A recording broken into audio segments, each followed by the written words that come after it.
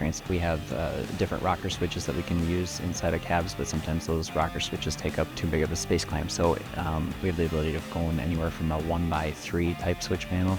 That's 1 inch wide by 3 inches long, all the way up to a 2x6 switch panel, and fit them into spaces that rocker switches wouldn't be able to go into. We've also had the ability to offset some of those things. So instead of a 2x3 switch panel that's rectangular, we've also offset those buttons and put them into almost a triangular or trapezoid type pattern on the dash. So one of the abilities that our switch panels have is just the configurability. We can place them and mold them and come up with different housings to fit them in various locations. We'll get a specification for a new piece of equipment, and they might have 15 or 20 different digital I/O points listed on their document. We have to really understand when each one of those are going to be used. Is there a mode that this machine goes into?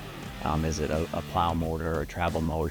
Are half of the switches used in this mode versus the other mode? And so can we combine locations and then maybe put a generic symbol or icon and then switch that mode functionality over time? We've had a switch panel in development for almost 15 years now. It was a very discrete, specific color LEDs that are on this switch panel.